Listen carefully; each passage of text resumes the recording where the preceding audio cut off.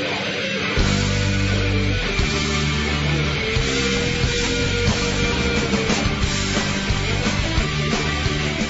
right, my friends, welcome back to Anti-War Radio on Chaos 92.7 FM in Austin, Texas, streaming live from chaosradioaustin.org and antiwar.com/radio. And introducing our guest today, it's Pulitzer Prize-winning reporter Chris Hedges. He's the author of War is a Force That Gives Us Meaning, What Every Person Should Know About War, American Fascists, the Christian Right, and the War on America, Losing Moses on the Freeway, the Ten Commandments in America, and the new one is called Collateral Damage, America's War Against Iraqi Civilians. He writes for truthdig.com. And, Chris, is this right that you've covered 14 wars in your life? Geez, I've never counted, but probably something like that. Now, I was trying to remember in Central America, and 20 years later ended up in the Balkans, and there wasn't much I missed in between. Yeah. And, of course, that was an entire career spent as a reporter for the New York Times, the Christian Science Monitor. 15 years with the New York Times, and then before that I was with National Public Radio and the Dallas Morning News, and then I first started out with the Christian Science Monitor. Yeah. All right, now, this is an incredible book here, Collateral Damage, America's War Against Iraqi Civilians, co-written with Layla Al-Arian. And I want to get to this, but I thought, first of all, if I could just ask you briefly at the beginning of this interview, if you could share with our listeners here your understanding of what's going on in Gaza and the context of the new peace deal that's been announced. Is the blockade going to be lifted? What is the situation there? Well, I'm not sure on the details of the ceasefire negotiated essentially through Egyptian security forces and how that's going to work, or even if it's going to hold. So beyond the ceasefire, I don't have details, and what that means in terms of lifting the blockade. I mean, Israel's idea of lifting the blockade is to usually allow in a greater shipment of fuel and humanitarian supplies, but it's more like turning a spigot on Gaza. I mean, the Palestinians in Gaza cannot go in and out. The blockade, it's more how severe will the blockade be. I can't imagine that we're going to see a resumption of normal ties between Israel and a Hamas-led Gaza anytime soon. For the average listener in Austin, Texas, who doesn't really know anything about the situation there, I've read some accounts that basically describe Gaza now as simply a prison camp by the sea. Yeah. That women and children are dying of easily curable diseases and lack of water and just what's going on over there? It's appalling. It's appalling. It's collective punishment of 1.5 million Palestinians, and the deafening silence on the part of the United States is staggering. In Europe, there's much more consternation and protest over this. And as far as Israel is concerned, only the United States counts. So, yes, it is. For those of us who spent a lot of time in Gaza and worked in the Middle East, it's just, it's absolutely unconscionable what's going on. See, I tend to think that most Americans probably don't have any idea what's going on at all, never mind whether they'd care either way. But I don't even think most people around here have had a chance to even decide whether they care or not, Yeah, well, that's not necessarily the fault of, the public. I think it's the fault of the news media. There's been such a deterioration in the quality of the press in the United States since I began working, now over 2 decades ago. Foreign bureaus have all been closed. News, especially on broadcast commercial medias, all about celebrity gossip and trivia and salacious garbage, and it's very, very disturbing. I mean, it's news as entertainment. If it's not entertaining, then it's not news, and it's sort of the new paradigm. And so it's very difficult for people, unless they go searching for it on the internet or read, one of the national papers like the New York Times or the Washington Post, to really get any information about what's happening, and not only in Gaza, but in Iraq and just about anywhere else in the world. Yeah, well, and if they're not reading TruthDig or antiwar.com or something like that, the context of the Times and the Post articles is always, twisted in favor of warfare and so forth anyway. So even then, they need additional context from alternative media, it seems like to me. Yeah. Yeah. All right, now, well, let's get to the hard news then. This book is really something else here. It's called Collateral Damage, America's War Against Iraqi Civilians. And, just a couple of weeks back, Chris, I interviewed Mathis Shiro, who's a young man who's refusing to deploy to Iraq after serving in Afghanistan and other places. And I was playing devil's advocate and saying, well, it's not up to you to decide what's a war crime and what ain't. You're supposed to follow orders like the civilians tell you and that kind of thing. And he said, no, you have to understand that it is impossible to go to Iraq, to serve in Iraq, and not commit war crimes. It is an atrocity-producing situation, basically, is what he said. And I think those are actually your words for the same kind of thing. You take an average kid, you put him on patrol in Iraq, and he becomes a war criminal simply in order to stay alive. It's as simple as that. Is that basically the deal? Yeah. You have to look at the caliber of the weapons that these kids are allowed to unleash in densely populated areas. And they weren't designed for close quarter, for urban combat. We're talking about belt-fed saws, 7.62 machine guns, automatic grenade launchers, 50 caliber machine guns. I mean, these are, as anybody who's been in the military will tell you, are fearsome weapons with bullets that, one 50 caliber bullet can sever a human being in half.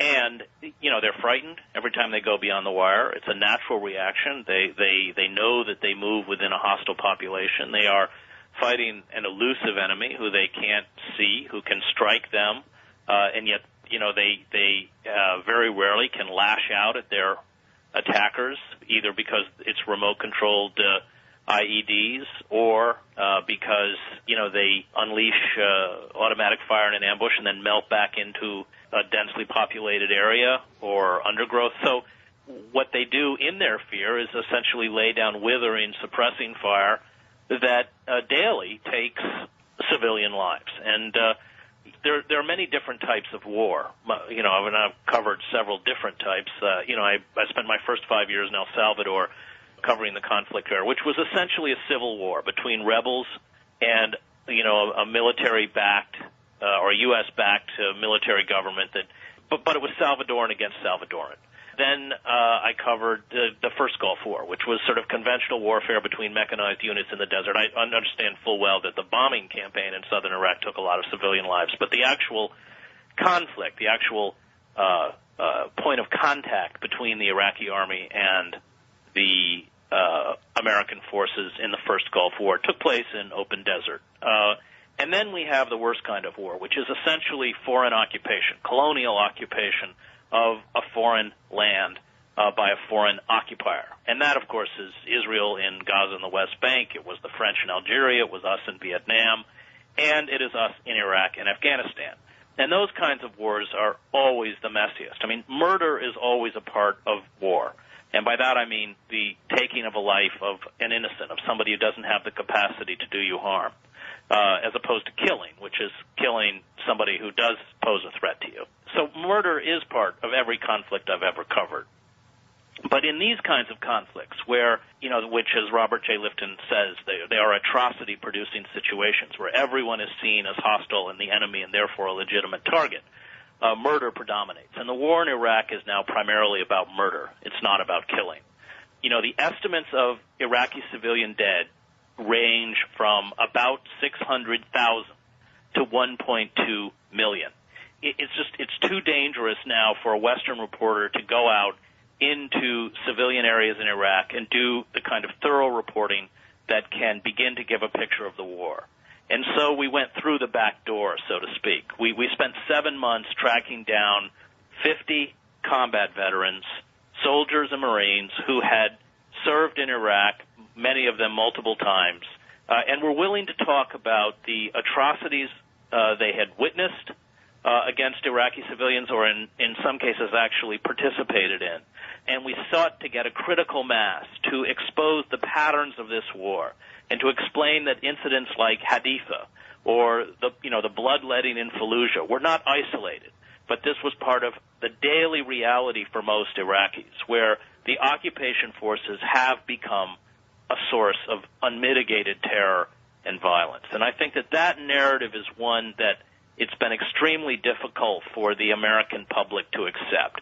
We may not like the war, but we still buy into this notion of heroism and glory and honor, all these abstract words that are meaningless and hollow in the midst of combat. So it was fascinating. We first published this study. It was 15,000 words, and we focused on, the sort of the key pillars of the occupation: checkpoints, convoys, detentions, raids, this kind of stuff. And it had there was a huge reaction in Europe. The Guardian newspaper in Britain actually reprinted the entire 15,000 words. The Independent reprinted several thousand, front page story, led the paper, the BBC.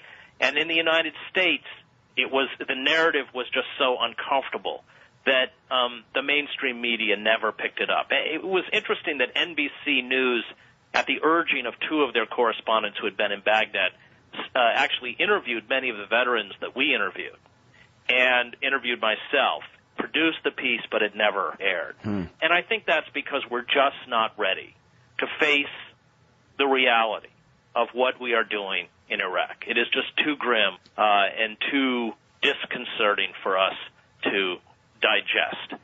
And so we turn away and focus on the trauma, and I'm not against that. I mean, as somebody who struggled with post-traumatic stress disorder, I think we owe our veterans a lot more than we are giving them. But we really turned a blind eye. We turn our backs on what this war means if you're an Iraqi mom or dad or kid. Yeah, I think you're right about that.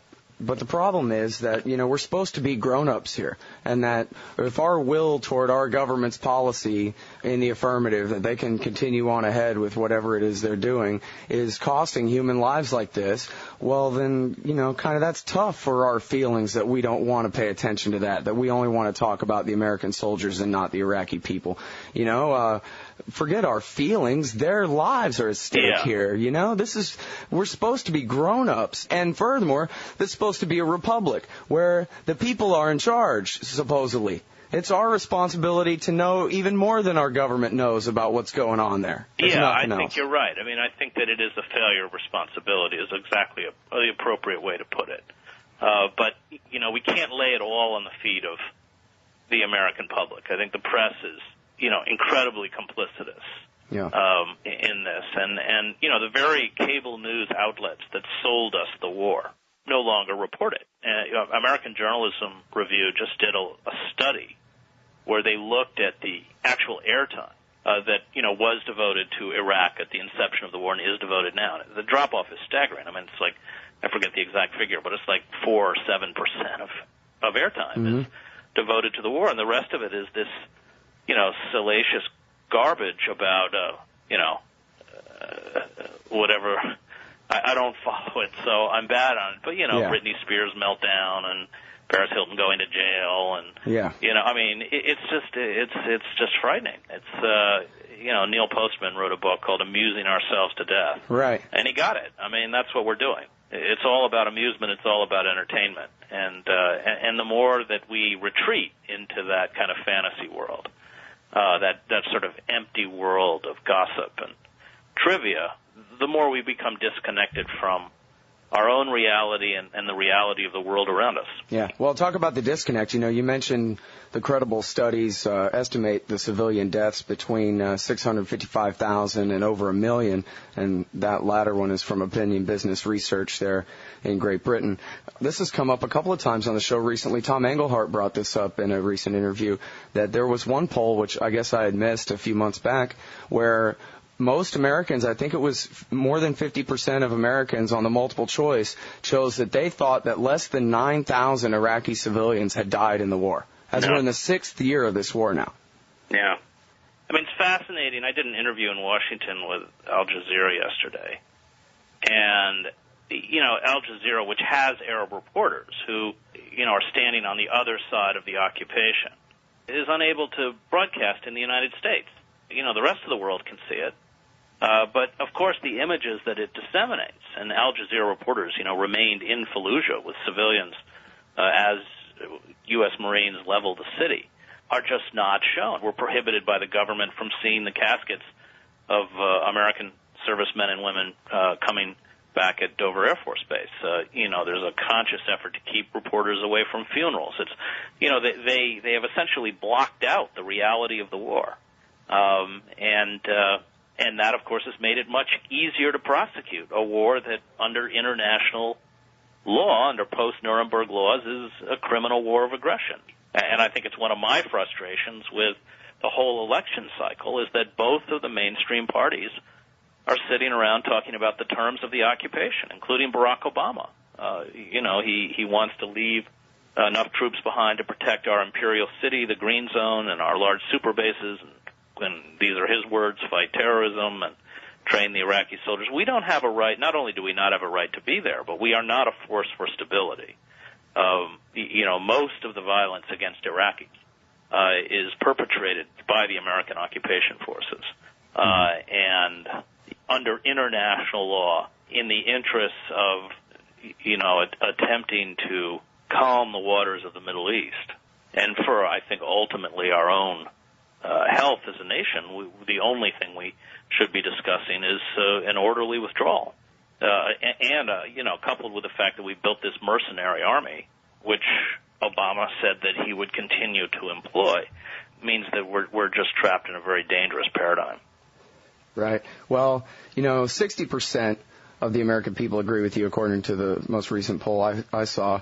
But we need to get it to be, 99% or something in order to actually have the effect that we want and get that withdrawal. So I wonder if maybe we spent so much time, it's mostly my fault, we spent so much time criticizing the media for not telling the people what's going on there. We're not telling the people what's going on there. You do in this book. Let's talk about this book. It's almost all just extended quotations, and, the writing just sets up the extended quotations from the soldiers and the Marines that y'all interviewed, describing just day-to-day life as an occupation soldier in Iraq, what it is they're about. And I thought maybe we could just try to go through the list as you separated in the book, the convoys, the checkpoints, the raids, detentions, and so forth, so that people understand. I guess maybe if you could tell us some stories about the checkpoints. This, to me, is some of the most horrifying stuff. I think that oftentimes when we think about checkpoints, we think of fixed checkpoints. A car approaches a checkpoint, flag down, and IDs are checked. In Iraq, there are very few fixed checkpoints, except for those, surrounding military installations like the Green Zone, because fixed stationary troop positions are just too vulnerable. So they put up what they call flying checkpoints, where, you may round the corner of a street in your neighborhood and there has never been a checkpoint there, and suddenly, wham, you are faced with a checkpoint that you don't anticipate. And oftentimes for security, American troops will place Iraqi troops in front of their checkpoint. So you'll actually have a double checkpoint. Now, for Iraqis, this is very disconcerting because a lot of the sort of militias, criminal gangs, kidnapping rings will wear Iraqi police or army uniforms.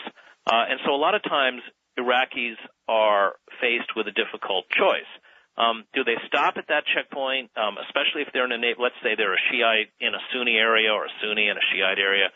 Do they take the risk that this could be a criminal gang? Do they slam the car in reverse and try and get away? That, of course, can get them killed. Or they can go through the Iraqi lines and think they've already been through a checkpoint, and in fact the real checkpoint is 100 yards down the road.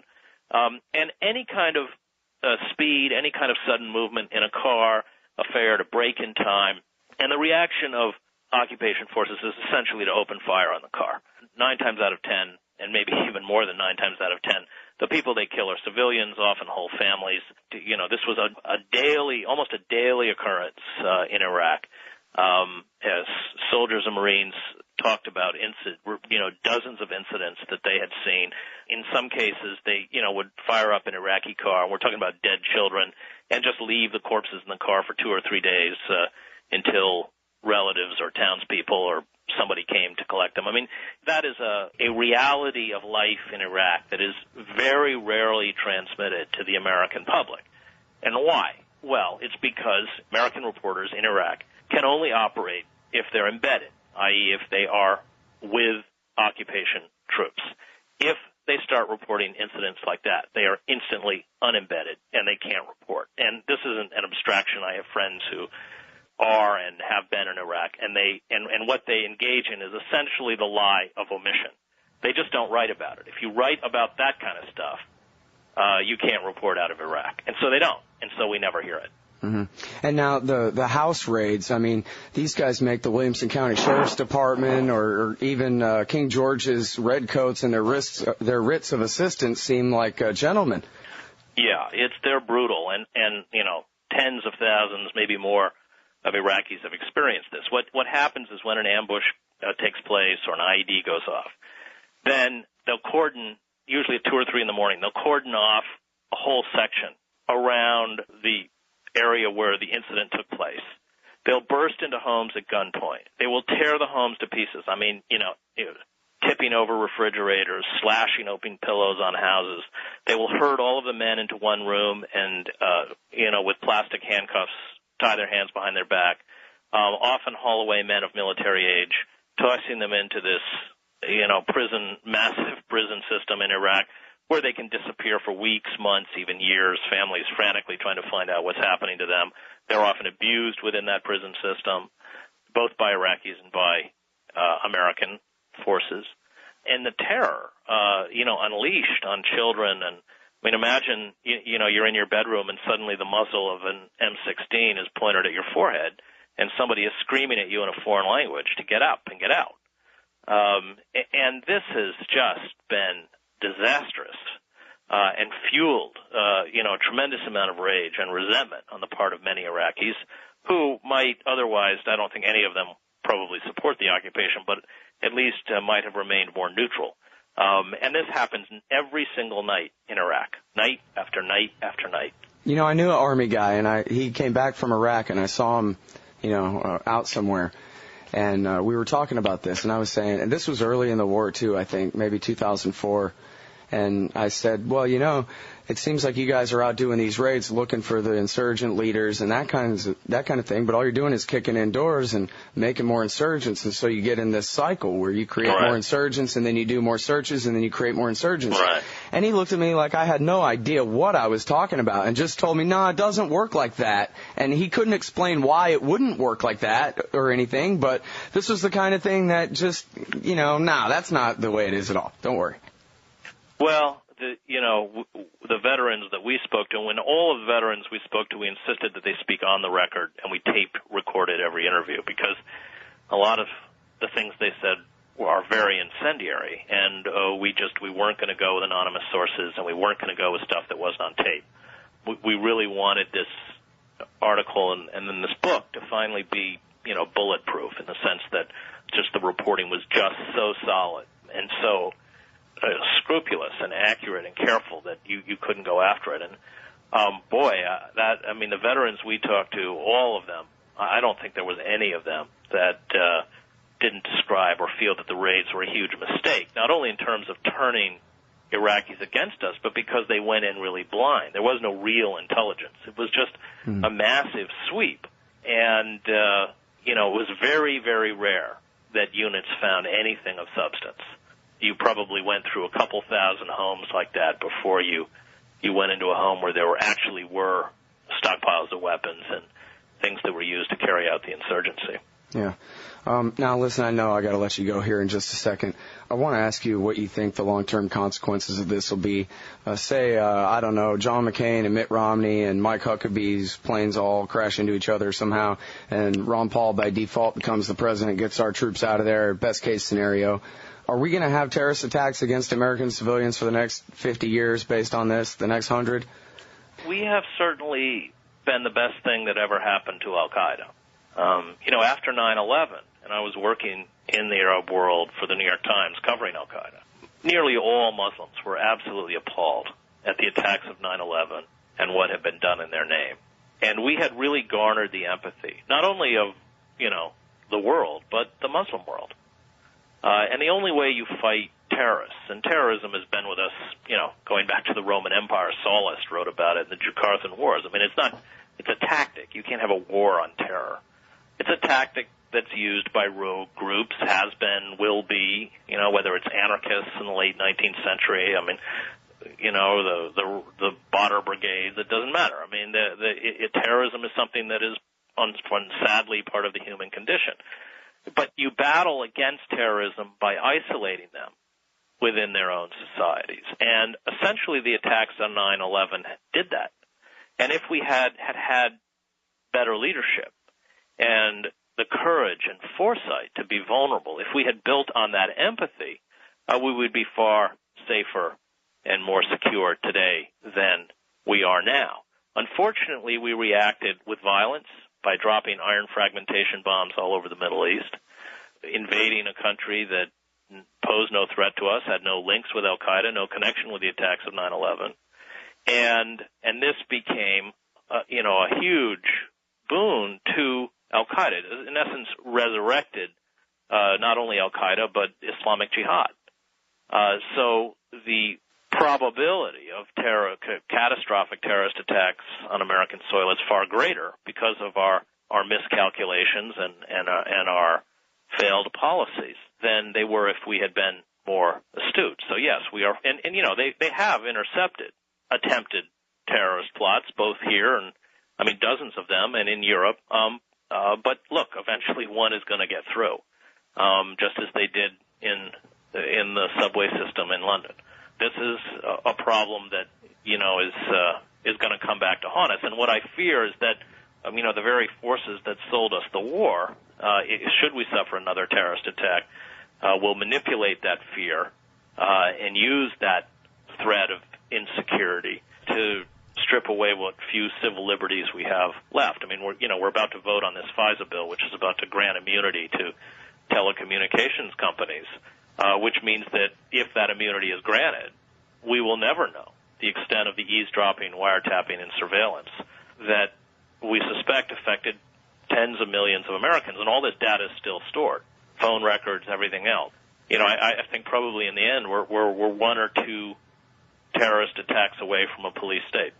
Yeah, it sure is looking that way. All right, listen, I got a million more questions for you, but I know you have to go. I want to thank you very much for spending some time with us today on the show. Everybody, Chris Hedges, he's the author of War is a Force That Gives Us Meaning, and the new one, Collateral Damage, America's War Against Iraqi Civilians, co-written with Layla Al-Arian. Thank you very much for your time today. Thanks, Scott.